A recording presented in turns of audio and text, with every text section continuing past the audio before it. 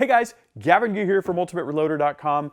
You know, I've been having a ton of fun with this 224 Valkyrie series. I've been doing a ton of different content. I built two complete rifles, the Bolt Action Remington 700 and this AR-15 here. And I've been shooting, I've been reloading, I've been doing load development.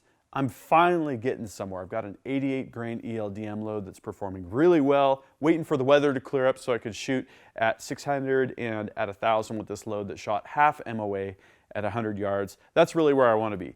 Heavier bullets and decent accuracy and decent SD numbers so that I know that they're going to shoot at long distances. Now, when I was shooting that load and working on that load development, I did notice where it ended up at, which was max load, that the primers were starting to flatten a little bit, which means I'm getting up there in pressure, no functioning issues, but a little bit of flattening on the primer. And so I thought, what better load to work with for a brass torture test than that Hornady 88 grain ELDM load. So that's what we're going to do. This is the Starline 224 Valkyrie brass torture test. The formula is simple. Take 10 pieces of brass and shoot it as many times as possible, and as pieces of brass go out of spec, maybe the primer pocket is blowing out. That's what a lot of you have told me that you've had trouble with, is only 3 or 4 reloadings and then the primer pocket gets too big and then basically you can't load it anymore after that. So what I did was I created my own primer pocket no-go gauge for small primer size.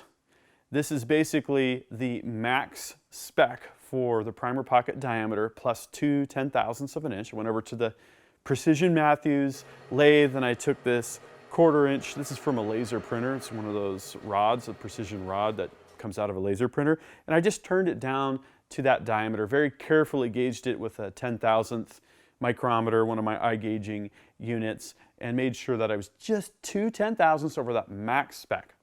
What does that tell me?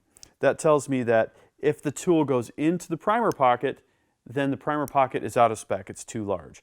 And this is something that I saw, there's an Iraqi veteran 8888 video that I think Chad had hosted, and he was talking about the Ballistic Tools primer go, no-go gauge. I'm gonna probably get one of those, but I couldn't wait, so I just turned one out on the lathe.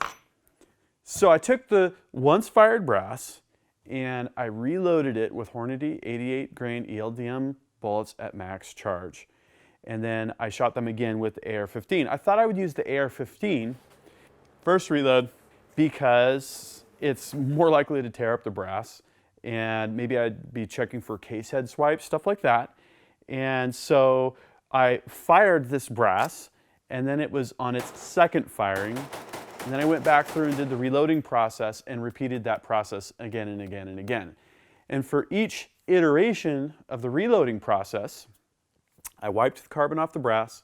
I used some Imperial case sizing wax, spread a little bit on the outside, used a Q-tip, got a little bit on the inside of the case neck, sized it on my Forster coax with a Forster 224 Valkyrie full-length sizing die, and I used this L.E. Wilson 224 Valkyrie case gauge to do two things. One, to check my sizing, to make sure that I was getting it sized enough, and I basically sized it just so that the back of the case rim was flush with the top step. So I'm not oversizing the brass. I'm just sizing it down to just an acceptable spec, but not too much. And then I also looked on the other side each time to see where I was at with trim length. More on that in a moment. So each time I would check the sized brass, and then I would head over to the inspection station and use my primer pocket no-go gauge and test. And for any of the primer pockets that were out of spec, I would pull those pieces of brass aside and then mark on them the number of firings that they had total. I'm still using the RCBS Pro Checker 7. It's working great for the progressive loading, which I do not incorporate sizing into. I do run the expander ball through just to make sure there's no dented case, mouths, necks, that kind of thing. And I do the priming on the press, the charging, and the bullet seating. Since I'm not sizing, I'm getting a standard deviation of 1,000th of an inch on cartridge overall length with a bullet comparator tool. So for those of you that think that you can't load precision ammo on a progressive, I beg to differ, unless of course we're talking bench rest or something like that. So after the ammunition was reloaded on the ProChecker 7, I would go back to my firing station right back here and shoot out the back door of the shop at the hillside. And double duty, I hadn't shot this ammo through this AR-15 yet. I had just been working with the Remington 700 bolt rifle. So this was also a great opportunity to test the functioning of this particular load in this rifle. Zero malfunctions. So I'm super happy with that. I think I nailed the gas port size. It's about 99 thousandths of an inch. And rifle length gas system. Working great. We're all set to go to 1,000. Can't wait. So after the firings, I would get the brass, and I'll have to tell you, I spent a lot of time down on my hands and knees getting them out from under the milling machines and that kind of thing. I totally need a better brass catcher situation. And I would head back to the reloading room, wipe the brass off, and repeat the process, check the primer pockets with the no-go gauge, and so on and so forth. So that's my torture test, and here's where things fell out. These 3 cases out of 10 lasted for 4 firings total. Now that's consistent with some of the results that you all were talking about online. 30% gone at 4 firings. Then at 6 firings, 2 more fell out. And then at 8 firings, 2 more fell out. And then at 12 firings, another one fell out. And then the final 2 fell out at 13 firings. There were some things that I didn't quite expect, however. One of them was, on the second loading, all of the primer pockets felt looser when I was priming. They passed the no-go gauge test, but they felt a little bit loose. And then for some of these cases, like maybe these really determined cases, I think I can, it almost felt like they tightened back up, as if there had been raised metal edges in here or some sort of knurling effect or something. I can't quite quantify why that would be. It might have been my priming setup, I'm not sure. I just got the Primal Rights precision priming tool, and if I do another one of these torture tests, maybe I'll use that next time for a little bit more precise feel.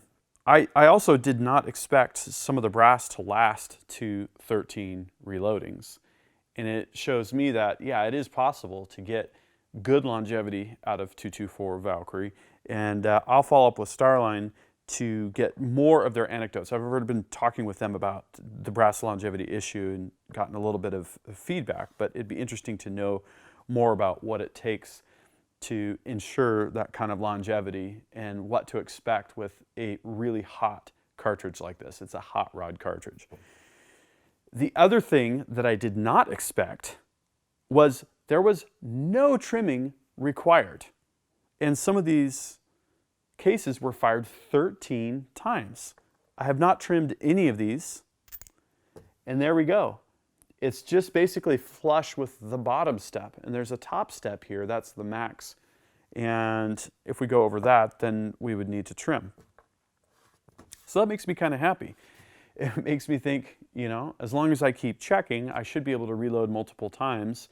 And with this Starline brass, and with that Forster full-length sizing die, and with the AR-15 here, I probably won't have to worry about trimming. You should always check. There could be issues with pressure, there could be issues with chambering and functioning.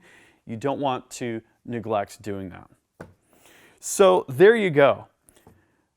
I think this brass held up a little bit better than I thought based on what I had been reading and what I had been hearing. And I don't know, there were some other factors here. Factors like the powder that I was using, the load that I was using. Those factors could affect the brass longevity.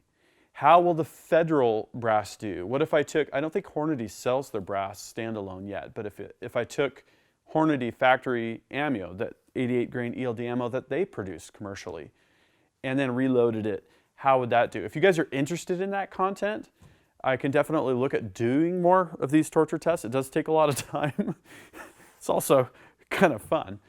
But, you know, what kind of results have you gotten with 224 Valkyrie? How many reloadings have you gotten out of your brass? What brand are you using? What load and what powder are you using? I would love to hear your feedback, so please drop a comment. And if you're interested in 224 Valkyrie, I got a lot more coming up, so make sure you're subscribed to GavinTube.